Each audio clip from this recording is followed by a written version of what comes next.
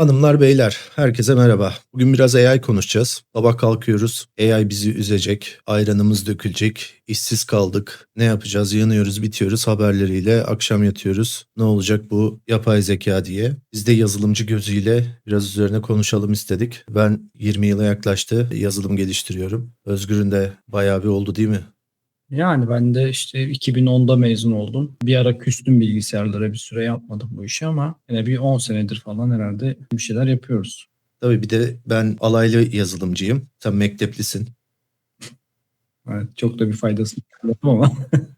Sen nasıl görüyorsun? AI'dan korkalım mı? Korkuyor muyuz? Nasıl okuyorsun bu haberleri? Temkinli yaklaşmak lazım. Yani şöyle korkabiliriz. Şimdi benim çalıştığım firmada biz 10 kişiydik. 4-5 tane junior vardı. Yani bir ayda yaptığımız işi şimdi 2 kişiyiz. Belki daha hızlı bile yapabiliyoruz. Aslında biraz bu boilerplate dediğin ana şablonu kurma işini çok hızlandırdı. Ama gene şu an yani başında insan olmadan şey yaptıramıyorsun. Yani bu şey gibi. Otopilot çıktı. Pilotsuz uçağa biner misin? Ya da ilk İstanbul'a metrobüsler yapıldığında insansız gidecek falan diyorlardı. Öyle bir şeye binmeyi tercih eder misin, etmez misin? Ederim. Yani Ben otopilota daha çok güvenirim. Ben uçağa binmiyorum gerçi de otopilot olsa belki. yani biraz işte kendi yetkinliğinle alakalı aslında. Yani şimdi mesela tamam biz 10 kişiydik. 2 kişi diyorum 10 kişinin işini yapıyoruz. Niye diğer 8 kişi ayrıldı da ben ayrılamadım? Hiç ayrılmadım. Peki AI mı bunun müsebbibi bir de? Yani gerçekten AI olmasa başka bir dönemde olsa da yine düşmeyecek miydi şirket? Onu da iyi ayırt etmek lazım. Doğru okumak lazım yazılışları. Sen Tabii bir de ekonomik kriz getirdiği şeyler de var yani. Global bakıyorum ben sadece Türkiye'de değil de. tabii yani oradaki izole AI'ın sebebi mi o 8 kişiden işte 2 kişiye düşmek? Yok aslında onun değil sadece. Ama yani şunu söylüyorum. AI oldu diye biz 2 kişiye düşmedik ama AI olduğu için 2 kişi olarak o 8 kişinin de işini yapabiliyoruz yani. Yapabiliyorsun. Evet, bu işte araç olarak kullanmak. Kıymetli gördüğüm taraf bu taraf ve bu yüzden pozitif taraftayım. Tabii ki şeyleri var, riskleri var bunun ama öldük bittik işimizi alacak falan filan gibi bir durum en azından ben öyle görmüyorum. İşimizi kolaylaştıracak bir araç bu. Tabii top adamlar, sektördeki AI tarafında da uğraşanlar, onların creator'ları onlar da tedirgin şeyler söylüyorlar. Onları da ciddiye almak lazım, dinlemek lazım. Bir dönüşüm olacak, bir devrim olacak. Ama birincisi bir kere bu böyle bir parmak şıklatınca olmayacak yani bu bir süreç. Junior developer'larda şimdi şeyi görüyorum ben. Arıyorlar işte tanıdıklar ne yapalım bırakalım mı başka bir iş mi yapalım business'a mı geçelim? Ya diyorum ki sakin olun öyle bir şey yok. Yani tabii onlar şu an daha çok panik halindeler. Ya ama AI'yı da bir araç olarak görmek ve kullanmak lazım. Her yazı yazan Orhan Pamuk olmuyor. Her AI'yı kullanan da yazılımcı olmuyor yani. Sonuçta onu da kullanabiliyor olman lazım. AI sonuçta şu an problemleri iyi anlayamıyor. İyi kendine bir yol çizemiyor. Yani ona senin göstermen lazım. Özellikle kompleks kodlarda. Şimdi mesela benim mevcut çalıştığım işte binlerce satır kod var. Yani AI'yı koyuyorsun içine daha neyin nerede olduğunu bilmiyor. Bir hatayı görüyor. Kafasına göre işler yapıyor. Yani orada aslında onu birazcık şey gibi düşünmek Kullanıyor lazım. musun peki aktif olarak kod Kullanıyorum. yazarken? Her gün kullanıyorum. Çok kullanıyorum. Aslında şuna döndü birazcık. Eskiden ben JavaScript yazıyordum. Yok işte ben C yazıyordum falan diyordu insanlar. Aslında artık birazcık İngilizce hatta Türkçe kullanarak kod yazıyorsun gibi bir şeye döndü. Zaten ilk çıktığında da bunu söylüyorlardı. İnsanlar artık kendi ana dillerinde kod yazacak diye. Aslında biraz bunu sağladı. Ama işte o gene sen ana dilinde ya da İngilizce'de neyse o algoritmayı senin söylemen gerekiyor. Yani AI tek Hı başına hı. bunu problemi anlayıp çözemiyor sana. Hı hı. Orada senin gene bunu biliyor olman lazım. Şöyle farklı senaryolar ben de tecrübe ettim. Bir tanesi dediğin gibi benim uzmanlık alanım Node.js, JavaScript. O tarafta kod yazdırırken bana sağladığı şey şu oluyor. Sintaks hamallığı yapmıyorsun. Sonuçta kodun bir bölümü de hamallık. For döngüsünü, condition'ları tekrar tekrar yazıyorsun yani. Hani bunun bir hamallığı var. Mimarinin ve diğer lojiklerin, kaynak kullanımının, güvenlik açıkları vesaire onların haricinde bir hamallığı var yani. O tarafı çok rahatlatıyor. Ama dediğin gibi projenin içine AI'yı saldığın zaman mesela bir yerde bir problemde bıraktırmıştım ben. Çünkü her yerini değiştiriyor. Projeyi böyle benim çözemeyeceğim hale getirme riski var bir anda. Bir onu fark etmiştim ama gerçekten spesifik böyle kodun bir tarafında bir yerini değiştireceksin. Okey şu metodu şöyle yap. Sen doğru düzgün tarif edersen onları çok güzel yapıyor. Hamallığı üstünden alıyor ama dikkatli olman lazım yani. O arada başka bir yerlere de dalabiliyor. Bir diğeri de sen mesela dedin ya hani problem çözme. Orada da ben şeyden faydalanıyorum. Benim know-how'um olmayan Android tarafında bir problem var diyelim ya da işte iOS tarafında. Çok fazla hakim olmadığım yerlerde önerdiği şeylerin arasından işte sana diyor ki ya bu bundan olabilir. Bir şey var. Neden böyle oluyor? Neden crash oluyor dediğinde biraz onunla konuştuktan sonra 3-5 tane ihtimali bulabiliyorsun. Ve bunlardan bir tanesi genelde doğru oluyor. Bilmediğin bir dünyada normalde çok fazla araştırma yapman gereken konularda senin şeyini daraltıyor dünyanı. İçinde uğraşman gereken kısmı daraltıyor. Orada da çok fayda gördüm. Yani problem çözmede de aslında o anlamda kötü değil. Problem çözmene yardımcı oluyor yine. Bir de tabii hızı çok arttırıyor. Şimdi sen kendi şirketinden düşür. İşte iOS yazılımcın vardı, Android'cin vardı, frontend'cin vardı, backend'cin vardı. Sprint planning'de 10 günde bu işi yaparız dediğin işi artık 2 günde bekliyorsun sonucu. Ama şey demiyorsun, bu adamı çıkartayım da bunun yerine AI'ya yaptırayım demiyorsun. Yani o adamı tutuyorsun. Evet. Ama 10 günlük iş 2 güne düşüyor mu emin değilim ondan ya. Bazen çok hızlandırıyor ya Hı hı. süreçleri. Bazen evet bu kadar olmuyor ama ya bazen de Rahatlatıyor, şeyi rahatlatıyor. Sen şimdi bir feature geliştireceğin zaman syntax hammallığını senden alıyor dedim ya.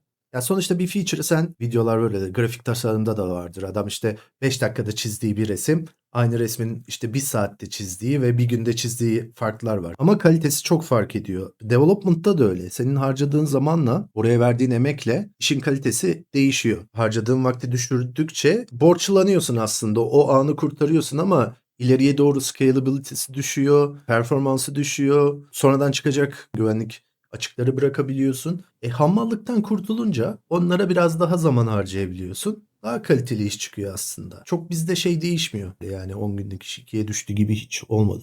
bir de şeylerde çok hata yapıyor. Optimizasyon işini çok kafa yormuyor. React'e bir şey yazdırıyorsun. Bir bakıyorsun durduk yere re-render eden komponentler ya da re-render etmesin diye her yere bu sefer use memoları dayıyor. Şimdi RAM fiyatları falan da uçtu. Yani hiç mesela şey demiyor ben ne kadar resource kullanayım. Sanki bir unlimited resource'un varmışçasına Hı hı. bazen yardırıyor. Bunları da ya senin bilip ya sen ne yapıyorsun burada bir duralım bakalım. Bunu böyle yap, şunu şöyle yap diye yönlendirmen gerekiyor. Yoksa Ama yine de bir kodun içinde kodu optimize etme yönünde promptlarla dalarsan yine bir şeyler yapabilir. şunu gene senin söylemen lazım. Yani burada işte bir memory leak var. Bunu sen onar dediğin Ha, zaman tabii senin tabii yapacağın tabii. çok daha iyisini yapıyor ama o sana doğrudan gelmiyor. Bak bunu böyle yaparsak burada memory leak olur. Çünkü çok fazla diyor. Aa evet haklısın dur bunu böyle yapayım Hı hı. Hı diyor. hı. Ve gerçekten senin düşünebileceğinden daha iyi çözümler de getiriyor sana ama orada o problemi algılayabilecek olan gene sensin. Yani orada da işte Kesinlikle öyle. Ve yanlışlarını da görmen lazım. Hata yapıyor, hatasını görmen lazım. Görmediğin zaman mesela ya ben o yüzden biraz pozitif taraftayım ve bu işte junior arkadaşlara özellikle acele etmeyin, panik olmayın, devam edin yolunuzda diye genelde öneride bulunuyorum. İşimizi elimizden almayacak. Çok böyle drastik bir şey yazılım dünyasında düşünmüyorum ben. Biraz işler zorlaştı junior yazılımcılar için ama tek sebebi AI da değil. Yani bugün globaldeki layoff'lar, Türkiye'deki durumda bunda etkili oluyor. Böyle AI'yi çok fazla suçluyorlar gibime geliyor ve şu anda o kadar da kapasitesi yok gibi. Çünkü işte dün yine eşim de bir video yapıyor. Ona diyor ki dikey video yaptırıyor. Bunu YouTube'a yükleyebilirsin, problem yok diyor ve sadece Shorts'ta yüklenebilecek bir video yaptırmış yani. Sonrasında da ya bu normal YouTube kabul etmiyor bunu dediğinde de aa evet haklısın bazen öyle bug'lar olabiliyor demiş yani hani günlerce uğraştırıp. O yüzden senin o konuda biraz know-how'un olması lazım. hani özellikle iş ararken şimdi ben ne bileyim açıyorum LinkedIn'i her gün bana 2-3 tane iş teklifi geliyor. Aslında bu çok her bir adam olduğumdan değil. Çalıştığım şirketlerin çoğunda da hani en iyi yazılımcı ben değilim. Ortanın üstünde bile değilim belki. Nedir Bilmiyorum. sence en iyi yazılımcı? Ya işte en iyi yazılımcı bence bir kere bu işte doktorluk gibi. Yani sürekli günceli takip etmen gerekmiyor. Örnek veriyorum ben üniversitedeyken daha cep telefonu yoktu. Şimdi ben oradaki bilgimle o zaman bizim yazdığımız Java ya da C ile bugünkü Java C bile farklı yani. Orada kaldığın zaman yeni iş bulamazsın. Günceli takip edeceksin. Ne oluyor? Yeni araçlar neler çıktı? Şimdi tam AI çıktı da bu AI'yi nasıl kullanabilirim? İşime nasıl sokarım? İşte ne bileyim machine learning diye bir şey var. Aa, ben o işlere hiç girmem. Ben işte PHP'mi yazarım giderim dersen orada güle güle. Yani sonuçta özellikle Ya evet startuplar. senin öyle bir dünyan var. Biz burada ayrılıyoruz biraz seninle. Arkadaşlar Özgür böyle çok farklı stacklerde geliştirme yapan birisi. Ben daha çok o bahsettiği kötü yazılımcılardan olduğu yerde kalmayı seven ve Sen de bunu olmuşsun ki. Bunu savunuyor. Tabii ben de atladım işte farklı dillere ama böyle bunlar 3 yıllık 5 yıllık periyotlarda yani. Sen bana her hafta başka bir stack'le geliyorsun. Bir de bunu denedim. Bu çok güzel bak bunu dene diye. Ya sen demek ki benim kadar bazı problemlerle karşılaşmıyorsun. Ben şimdi özellikle son çalıştığım yerde işte oyun sektöründeydim. Ne bileyim böyle 100 bin kişinin bağlandığı bir backend socket sistemi bilmem ne kurduğunda orada görüyorsun bak bu Node.js'te olmuyormuş, acaba işte Go'ya mı geçsek, Rust'a mı geçsek gibi. Ama sadece yazılım dili olarak da söylemiyorum bunu. Yani biraz böyle mimari alanında da bir sürü yenilikler çıkıyor yani. Her gün yeni bir şey çıkıyor. Onu hemen adapte etmek zorunda değilsin ama onu Ben ona karşıyım hatta. takip etmek senin işin. Zaten hemen her Evet. çıktığı gibi onu atlamak doğru bir şey değil. Yani şu yüzden adam bir şey çıkartıyor. Onu okuduğun zaman bu niye çıkmış? Demek ki bunda bu problem varmış. Bu problemi çözüyormuş diyorsun. O zaman sen kendi yazdığın işte de evet bak ben aslında burada böyle bir problem varmış. Demek ki bu yüzden bu çözüldü dediğin zaman kendi kullandığın siteğindeki eksikleri de en azından bir şekilde yamayabiliyorsun, dikkat ediyorsun. Bir de seviyor yani insanlar konuşurken bir şeyler öneren. Yani her zaman yeni bir tool olmasa da yeni bir fikir üretebiliyor olman lazım. Yani sana sonuçta mühendisiz biz. Yani sana bir problem veriliyor ve çözmen isteniyor. Birçok bu arada özellikle startuplarla çalıştığında kimsenin umurunda değil hangi yazılım dilinde yazdın ya da ne yaptın. Ne diyor ki ben bunu istiyorum. Sana verdiğim input bu. Output'u istiyorum. Nasıl yaparsan yap diyor. Ve senin orada en azından kafanda kaç yol olmalı. Problemle karşılaşırsan nasıl çözebileceğini bileceğin bir ilgin olması lazım. Geçenlerde ne bileyim Cloudflare çöktü hani. Niye çöktü? Evet. Ondan önce bir işte AWS problemi yüzünden gene bütün dünyada internet çöktü. Hani en azından bunları böyle bir okuyup hani illa bir yeni stack, yeni bir dil değil yani. Hani niye çöktü? Nasıl çözülebildi? Bunun bir daha olmaması için neler yapıldı? Hani bunları biraz takip Doğru. etmek. Güncel kalmak lazım. Yani yoksa Ya da işte haberdar olmak lazım. ya en azından evet. Yoksa hala ben görüyorum işte HTML, CSS'le kurumsal web sitesi yapılır tabelası olan kapısında tavla oynayan abilerin olduğu içeride korsan CD satılan mekanlar da var yani. Böyle de kalabilirsin yani. Onu bir takip etmek lazım. Kişisel gelişim o da önemli bence. Yani özellikle patronlarla konuşurken onlarla aynı dilde konuşabiliyor olmak lazım. Bir adam sana çok teknik olmayan bir şey söylüyor ve senin bunu anlayabilmen, teknik olmayan birine nasıl cevap vereceğini biliyor olman lazım. Birçok zaman işte CEO'lar, patronlar senin işte yok React'te mi yazıyorsun, Next.js'te mi yazıyorsun bununla çok ilgilenmiyorlar yani. Önemli olan aynı dili konuşabiliyor olman onlarla. Peki AI'ya dönersek şimdi sana bir şey göstereyim bak. Şimdi insanlar şöyle bir dünya görüyorlar. Bu arada Diary of a CEO çok sevdiğimiz bir kanal. Bunu takip edin arkadaşlar. 2030'a kadar sadece 5 tane kalacak iş. Her şeyin değişmesine 2 yıl var. Protestoya başlamamız lazım diyor. Ya boş adamlar da değil bunlar yani hakikaten. Bu yine aynı kanaldan gelmiş de farklı kanallarda da. Yani şu an sadece böyle çıkanlara bakıyorum. AI expert uyarıları, insanlığın geleceği, hani insanlık yok olacak falan diyen bile var yani. Kapitalizmi bitirecek. We are fucked up. Ya sonuçta bunlar çok tıklanan başlıklar. Bu da bir tür yani insanları Abi korkutan. konuşan adamlar da ama boş adamlar değil yani şu. Creator of AI dediği bunları biraz bakın arkadaşlar bu videoları da hakikaten izleyin. Bu kanal güzel bir kanal. Ben yine de bunları dikkate almakla beraber böyle büyük laflara çok temkinliyim ya. Hani insanlığın sonunu getirecek falan. Bilmiyorum. Ya sonuçta şu an AI kendi kendine bir deney yapamıyor. Şeye bakabilirsin ya da hani GitHub'daki yüklenen repo sayılarına bak. AI çıktığından beri bu sayılar artmıyor. Yani demek ki AI geldiğinde yazılım dünyası böyle bir coşup binlerce milyonlarca insanlığın sonunu getirecek ya da insanlığa fayda sağlayacak bir uygulama geliştirememişiz daha. 2-3 senedir var hayatımızda bu AI. Son bir senedir de çok Tabii. hızlı. Yani son bir senedir AI geldi ve yazılım dünyasında her şey kökten değişti. Yani yazılımcılar için demiyor. Yani dünyaya öyle bir şey sunuldu ki AI sayesinde bak böyle bir uygulama yapıldı ve baksana diyeceğim bir şey yok. Ne yapabildik? Yani bu arada zorlanıyorlar da hani bir yandan biz tabii işimizi kolaylaştırdı vesaire diyoruz da bu işlerin bir de learning curve'ü var. Bunu öğrenme kısmı, buna alışma, adaptasyon ona da zaman harcıyorsun. Artı AI şirketleri şu anda hala OpenAI bile kâra geçemedi. Hepsi çok ciddi zarar ediyorlar. AI balonu falan videolarının çıkmaya başlamasının sebeplerinden bir tanesi de o verinin büyüklüğü ve ilerlemenin sınırlanması. O dil modellerinin ilerlemesinin sınırlanması. Muhtemelen o yüzden artık dil modellerinden, LLM'lerden başka bir şeye ihtiyacımız var. Generative AI'ye gitmek için ki çok mantıklı. Ama işte o data center'lar onların problemlerinden dolayı uzaya data center kurmalar falan konuşuluyor. Yani o işler de o kadar kolay gitmiyor. Tabii şimdi baksana kendi nükleer santrallerini bile kurma peşindeler bu Enerji data ihtiyacından center'lar dolayı tabii. için.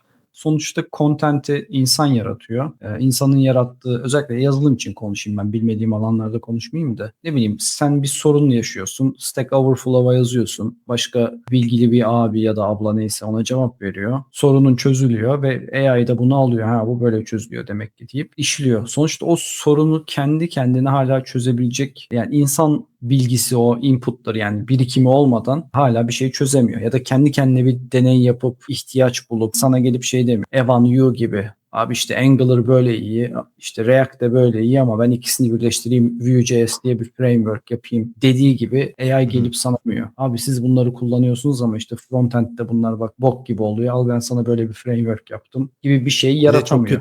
kötü bir şey yaptığında bile pohpohluyor, hatta bazen yanlış yönlendiriyor işte. Yani işte ne bileyim, tıpta da böyle gelip de bak ben böyle bir şey keşfettim diyemiyor. Bir şey keşfedemiyor. Sadece senin verdiğin inputlardan ya da işte datadan sen yüzlerce binlerce deney yapıyorsun.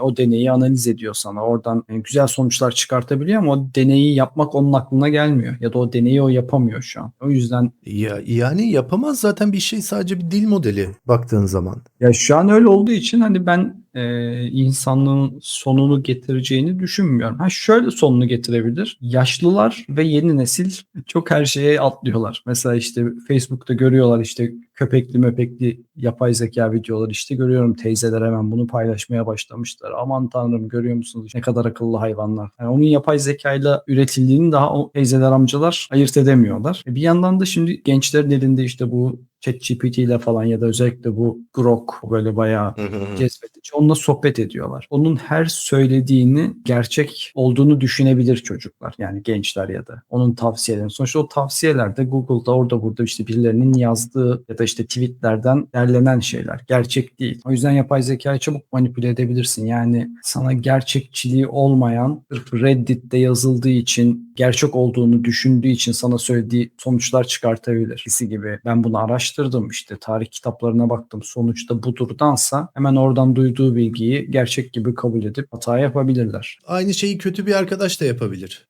Zaten öyle. Kötü bir arkadaş gibi de olabilir yani bu işte çocuklar için. Yani insandan daha tehlikeli mi emin değilim hala.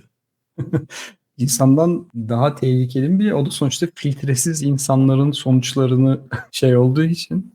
Peki Kötüler. şeye dönelim. Junior developerlar ne yapsın? Bu arkadaşlar bıraksın mı yazılımı? AI geldi, herkes böyle product manager mi olsun?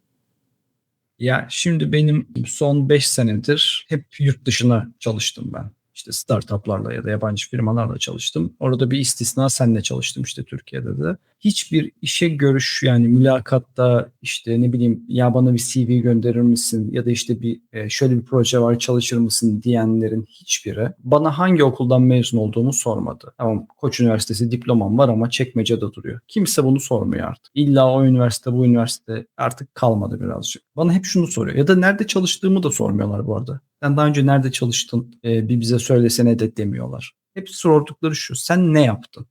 Evet. Yani senden ne yaptığını soruyor. Öğrenmek istiyorlar. Neleri yaptın? Çünkü onların elinde de bir yapmanı istediğim bir şey var. Oradan kendilerince düşünüyor ki bu adam bunu yaptıysa bunu da yapar gibi bir düşünce oluyor. Ya bence o yüzden iyi kötü demeden bir şeyler yapsınlar, yani beklemesinler. Ben hatırlıyorum ilk Türkiye'ye çalışmayacağım, ben startuplarla çalışacağım falan dediğimde yanılmıyorsam Upwork'tan işte iş alırken böyle $5.000 falan verilen bir iş vardı. Adama dedim ki ben bunu $500 yaparım. Yeter ki hani bir portföyüm olsun. Adam hatta bana şey dedi: abi $500 da çok az oldu, bari $1.000 vereyim. Hatırlıyorum onu.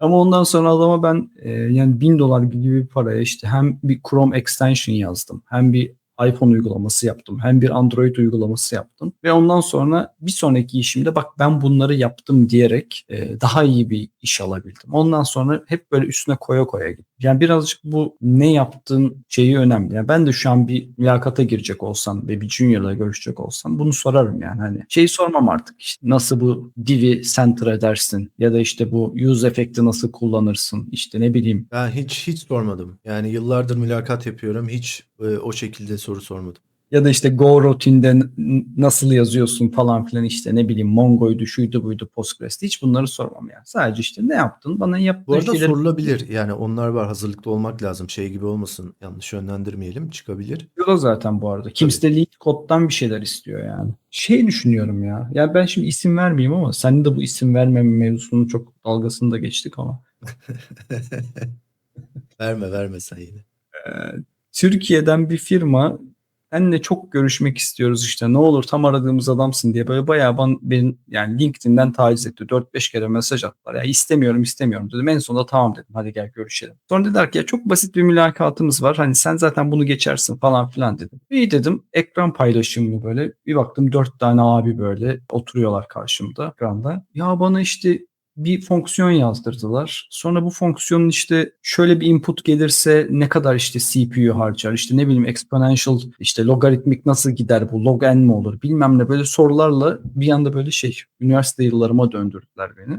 Sonra ben buna bile ya dedim ki bunları kim soruyor artık falan diye düşünürken bana şey dediler, sen çok fazla mouse kullanıyorsun. Biz bu kadar mouse kullanan bir yazılımcı alma konusunda tereddütlüyüz. Aa, Klavye güzel. kısa yolları bilmiyor musun falan dedi. Güzel OCD'ler bunlar ama.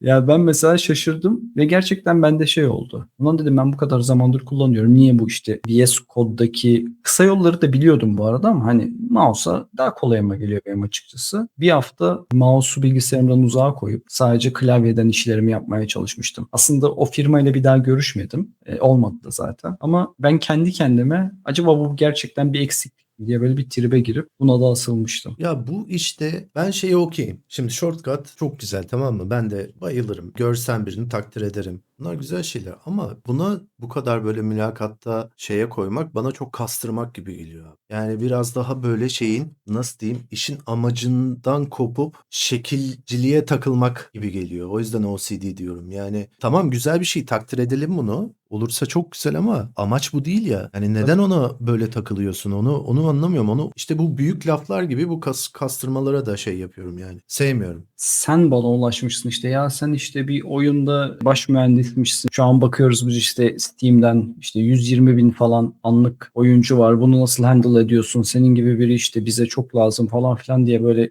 kendin gelip ondan sonra abi sen çok mouse kullanıyormuşsun. Bana çok komik gelmişti. Yurt dışında birazcık daha şey var ya, hani sen ne yapıyorsun, ne yaptın, ne yapabilirsin? Açalım da bir online coding challenge yapalım. İşi pek kalmadı artık. Yani yurt Hı dışında hı. bahsediyorum. Türkiye'de uzun zamandır bir mülakata girmedim, o yüzden bilmiyorum. Ya burada bizde de şimdi junior developer'ların işi zor. Türkiye'de şu anda daha da zor. Sırf böyle AI etkisi değil. Bir zaten globaldeki layoff, Türkiye'deki ekonomik durumlar, firmaların durumları junior'ları bayağı şey yaptı. İşlerini çok zorlaştırdı. AI da baktığın zaman bunu getirdi. Hamallık dediğimiz kısmı, syntax kısmını senior'ın üstünden alınca bir junior'ı yetiştirmeye ben uğraşmayayım. Zaten hamallıklar senior'ın üstünden kalktı gibi bir şey de oluştu. Ama şu şekilde avantaja çevirebilirler. Ne abi junior developer demek? Junior ya da yeni mezun. Tecrübesi olmayan. Nasıl tecrübe edinecek? Bir işe girmesi lazım ki bir şeyler yapsın orada, CV'sine yazsın. AI aslında biraz onu avantaja çevirdi. Artık bir yere girip işte stajda şurada burada yapacakları şeyleri, aklındakileri, hayalleri, hiç kullanılmayacak projeler bile olsa bunlar. Onları yapıp yazıp GitHub'a koymak, CV'ye koymak iş görüşmesinde mutlaka fark ettirecek. O konuşulan kavramları anlamak. Bugün bir yeni mezun. Bir kere zaten üniversite dediğin gibi hani koç bilgisayar sen çekmecede duruyor diyorsun ama koç bilgisayar olması yine şey yapıyor. Yani bir yerde onun bir etiketi var. Bugün yeni mezun biri nasıl sıyrılacak o kurumsallara gelen binlerce CV'nin arasından? Üniversite ve bölüm seçip filtreliyor mecburen İK'lar. Startup'lara yönelebilirler. Startup'larda biraz daha şey olur, kolay olur. Mutlaka karşılarına çıkacak ilk soru o olacak. Senin de dediğin gibi sen ne yaptın? İK'ya sen hani üniversite bittiğinde işte ben şu üniversiteden mezunum, bu da CV'm dediğinde içine bir şey yazamıyorsan başka, zaten geçmiş O olsun yani. tabii geçmiş olsun. İstersen ODTÜ bilgisayar ol. Ha, şöyle bir fark olabilir. Eğer ki firmanın o anda gerçekten bir kaynağa ihtiyacı yok. Gelecekte büyüme için bir şey alıyorsa ha der ki bu ODTÜ bilgisayardan işte Koç bilgisayardan bu dursun 6 ay sonra bir sene sonra Ben de şey geliştirir, yazılım geliştirir. Zaten işte Türkiye'de belli bir yüzdelik dilime girmiş birisi. O yüzden bir şekilde yapar. Ama yine risk yani. Startuplarda en kolay. Dediğin gibi ne kadar az tecrübesi o. Öğrenci dahi olsa. Ben öyle çok yazılımcıyla çalıştım. Öğrenciyken bana mid developer gibi faydalı işler çıkardı. Çünkü daha okula başladığında, hatta yazılım ya da bilgisayar mühendisliğinden de değildi. Daha okula başladığında asbelki bir şekilde onunla ilgilenmiş, projeler geliştirmiş, bir şeyler yapmış. O yüzden iş verebiliyorsun. Verdiğin zaman çıktığı alabiliyorsun. Böylece de junior developer'ı bırak, mezun olmamış öğrenci bile bir firmada çalışabiliyor. Ama yani ne yaptığının altını doldurmak lazım. Şu an AI'ın bence en büyük faydası junior developer'lara. Bu ne yaptığının altını doldurmak için AI'yi kullanabilirler. Evet, bir de şey yapmalar lazım. Çözdük yani bir problemi AI bulup işte çözdüğünde neyi değiştirdiğini en azından okumaları lazım. Yani hemen accept deyip gitmemeleri lazım. Onu bir Sorunca onu da söylüyor. Bunu niye yaptın deyince çok güzel de anlatıyor. evet. Ya Bir de o açıdan müthiş kolaylık. bu biraz hype da azaldı. Yani işte bir 6-7 ay önce işte Zuckerberg çıkıp da işte yazılımcılarımızın yarısını göndereceğiz, AI yapacak diyordu. İşte Microsoft'ta falan filan da öyle diyorlardı. O iş birazcık da duruldu. Hatta geçenlerde işte AWS'in CEO'su çıktı şey dedi ya hani junior developerların yerini AI yapabilir mi gibi bir soruya işte bu hayatımda duyduğum en saçma şey böyle bir şey olur mu falan filan diye cevap verdi. Yani junior developerlara ihtiyacımız var dedi. Olması da lazım yani bugünün seniorları 10 sene sonra yok emekli olup gittiğinde. Yani ne yapacaksın?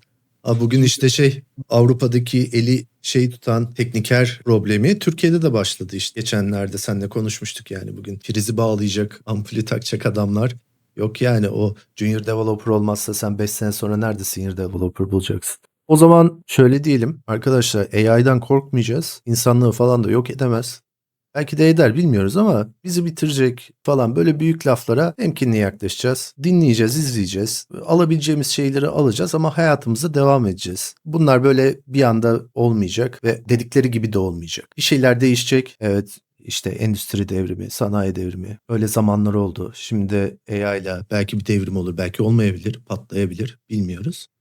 Biz takip edeceğiz, takipte kalacağız. İşimizi gücümüzü yapacağız. Yazılımı falan bırakmayın. Seviyorsanız kod yazmayı. Sadece kod yazmak değil yani, coderlık değil. Problem çözmeyi. Bundan keyif alıyorsunuz. Bunlara devam edin.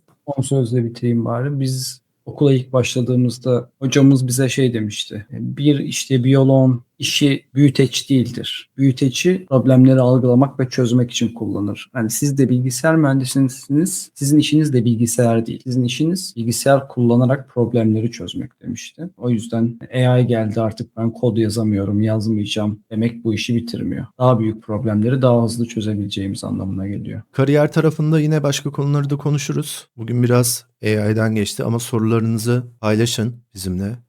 Biz de kendi tecrübelerimizle, kendi bakış açılarımızı paylaşırız. Bir faydası olursa seviniriz.